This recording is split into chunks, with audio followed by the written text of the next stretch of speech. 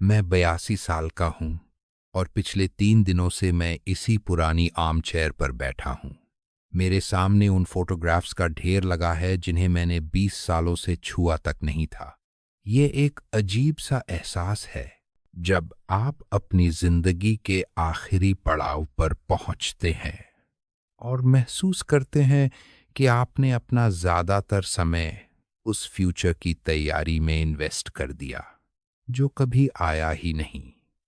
मैं बीमार नहीं हूं, कम से कम वैसा नहीं जैसा डॉक्टर्स समझते हैं, लेकिन मुझे महसूस होता है कि मेरी घड़ी की टिक टिक अब धीमी पड़ती जा रही है।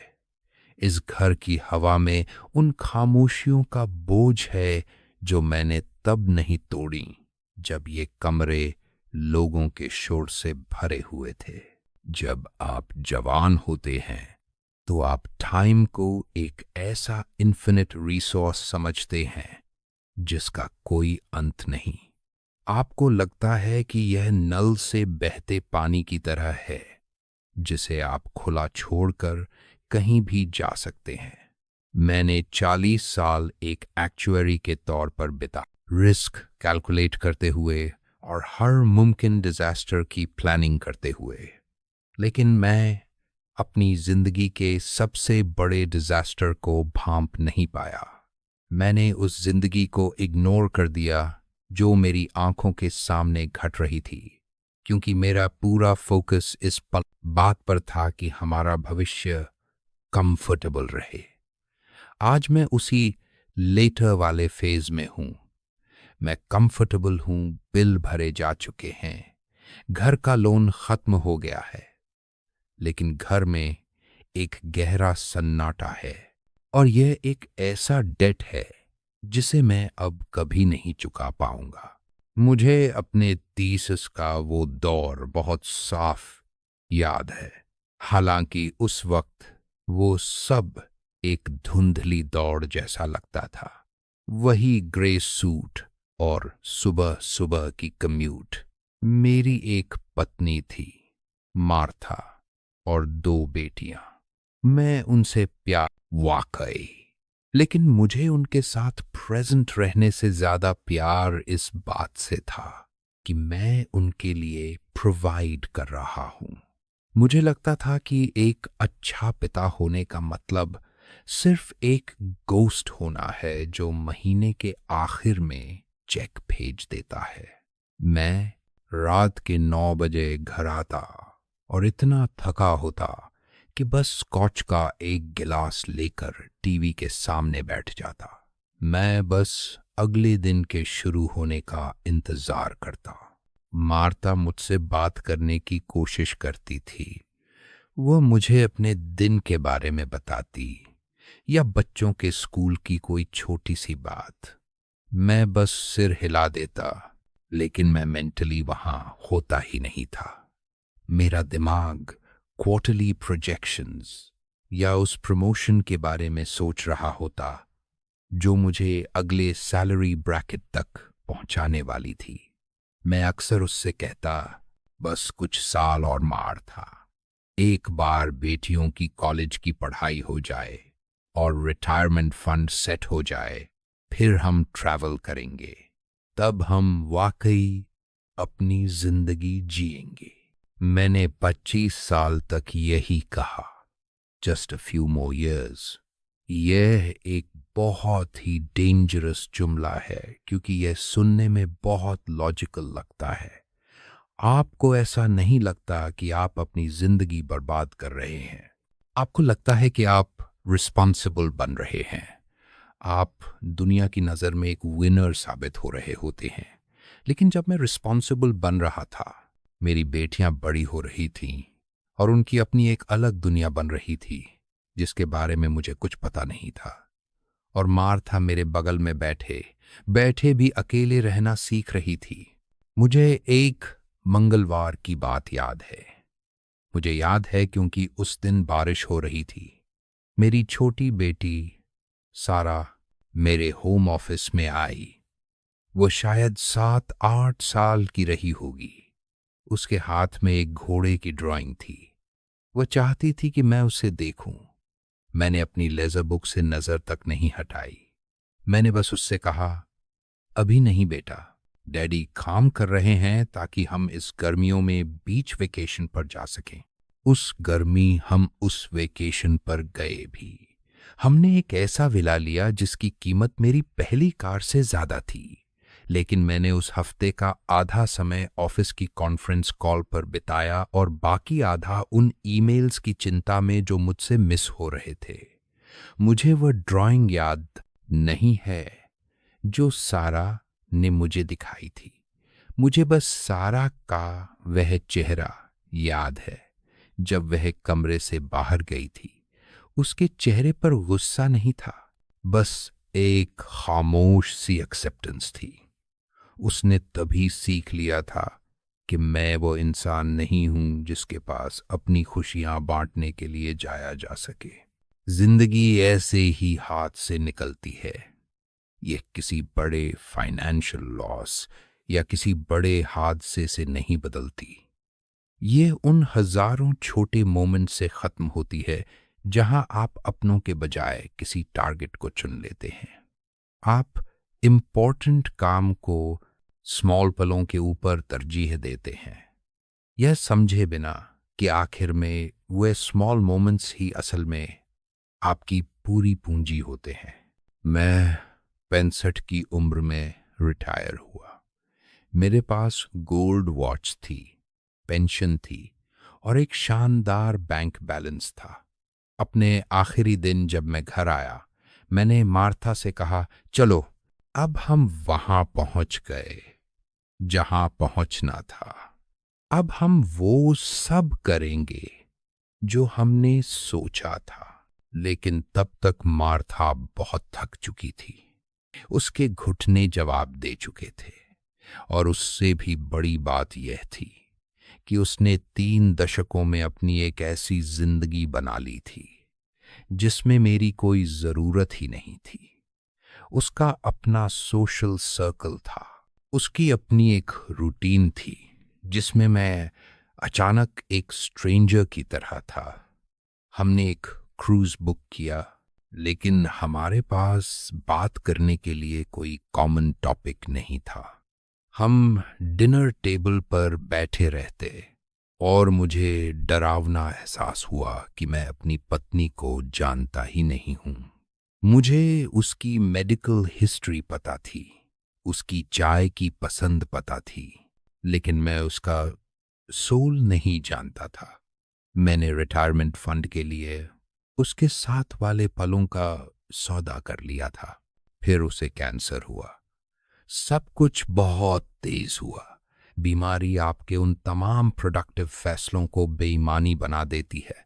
मैंने उसके आखिरी 6 महीने अस्पताल के बेड के पास बिताए और हमारी शादी में पहली बार मैं पूरी तरह से वहां प्रेजेंट था।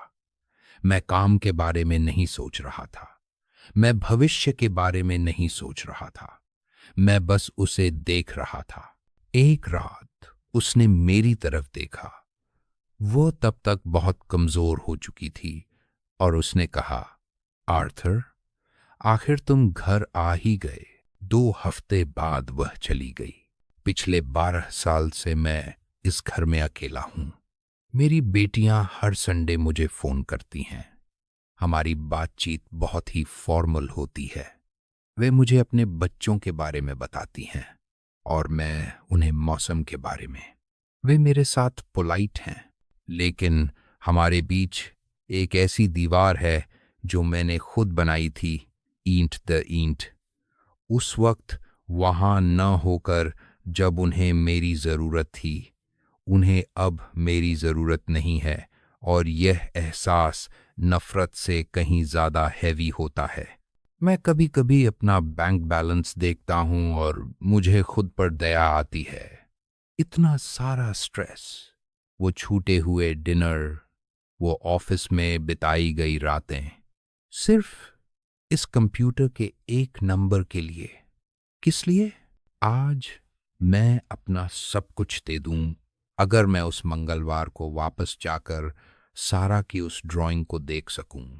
मैं अपनी सारी एसेट्स दे दूं अगर मुझे मार्था के साथ वो एक ऑर्डिनरी मंगलवार बिताने को मिले जहां मैं फोन किनारे रखकर उसे सुन सकूं। आप सोचते हैं कि आप अपनी फैमिली के लिए मेहनत कर रहे हैं, लेकिन अक्सर आप सिर्फ अपने प्रोफेशनल ईगो को पाल रहे होते हैं। आप इसलिए काम करते हैं क्योंकि ऑफिस में सफलता को मापना आसान है, जबकि रिश्तों में मेहनत करना मेसी होता है। ऑफिस आपको अप्रिसिएशन देता है, जबकि घर आपसे वल्नरेबिलिटी मांगता है। अगर आप इसे सुन रहे हैं और आप अभी उस दौड़ का हिस्सा हैं, अगर आप अपने 30 या 40 में हैं और खुद से कह रहे हैं just a few more years, तो मेरी एक बात याद रखना, वो साल कभी वापस नहीं आते। आप वक्त को भविष्य के लिए सेव नहीं कर रहे हैं, आप उसे अभी बर्न कर रहे हैं। और एक बार जब वह राख हो गया तो कोई भी वेल्थ उसे दोबारा नहीं खरीद सकती। मैं ये नहीं कह रहा कि आप काम करना छोड़ दें। एम्बिशन अच्छी चीज है, लेकिन अपने वर्क को अपनी लाइफ का विकल्प मत बनने दो। आपकी पेचेक आपकी एब्सेंस की भरपाई कभी नहीं कर पाएगी। आपके बच्चों को आपके महंगे स्कूल की फीस से ज्यादा यह याद रहेगा कि आपने उनके साथ बैठकर कब हंसा था। मैं आज इस घर में चलता हूं तो मुझे वो फर्नीचर दिखता है जो हमने साथ चुना था, वो ब्रांडेड चीजें और दीवारों पर लगी महंगी पेंटिंग्स। ये सिर्फ ऑब्जेक्ट्स हैं, ये ठंडी हैं। मैं इन सब को एक ऐसे घर के बदले कुर्बान कर देता जहां थोड़ा शोर होता, जहां किचन फैला हुआ होता और जहां मेरी पत्नी को यह यकीन होता कि वह मेरे करियर से ज्यादा कीमती है। यह एक बहुत ही कड़वा सच है जो मुझे तब समझ आया जब रीसेट बटन दबाने का समय निकल चुका है। मैं सहानुभूति नहीं मांग रहा, यह सब मेरा अपना डिसीजन था। मैंने वो चुनाव किए जो मुझे तब वाइज लगे और अब मुझे उनके साइलेंट नतीजों के साथ मरना है। बूढ़ा होने का सबसे मुश्किल हिस्सा यही क्लैरिटी है। आप अपनी जिंदगी को वैसी देखते हैं जैसी वह वाकई थी, न कि वैसी जैसी आप उसे जस्टिफाई करते रहे। आज हर कोई हासिल कर रहा है, बिल्डिंग कर रहा है, ऑप्टिमाइजिंग कर रहा है। वे बिल्कुल वैसे ही दिखते हैं जैसा मैं 40 साल पहले था। उनकी आंखों में वही डिल्यूजन है, ये यकीन कि अगर वे आज खुद को घिसेंगे तो कल उन्हें सुकून मिल जाएगा। लेकिन खुशी कोई डेस्टिनेशन नहीं है जहां आप रिटायरमेंट के बाद पहुंचेंगे। खुशी वो है जो आपको उस कम्यूट के बीच में, उस साधारण डिनर के दौरान और उस छोटे से पल में ढूंढनी पड़ती है। मैं 82 का हूं, मेरा समय अब खत्म होने को है, लेकिन काश मैं थोड़ा और ब्रेव होता।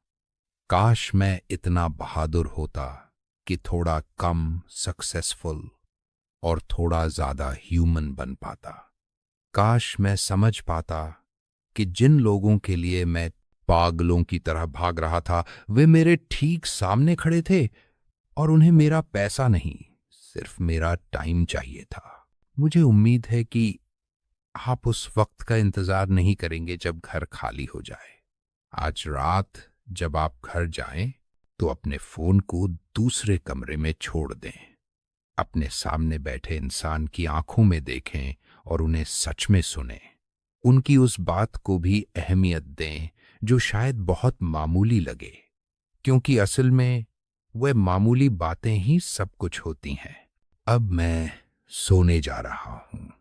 यह घर शांत है, लेकिन यह शांति अब मुझे काटती है। अगर मेरी बातें आपको जरा भी महसूस हुई हैं, तो कल कुछ ऐसा करना जो आपके करियर के लिए नहीं, बल्कि आपके रिश्तों के लिए जरूरी हो। बस वहां मौजूद रहना। जस्ट बी देयर, क्योंकि आखिर में सिर्फ वही सच बचता है। शुभ रात्रि। यदि यह कहानी आपके दिल को छू गई हो तो अपने विचार नीचे साझा करें। शायद आपकी कोई बात किसी और को वह गलती करने से रोक ले जो मैंने की।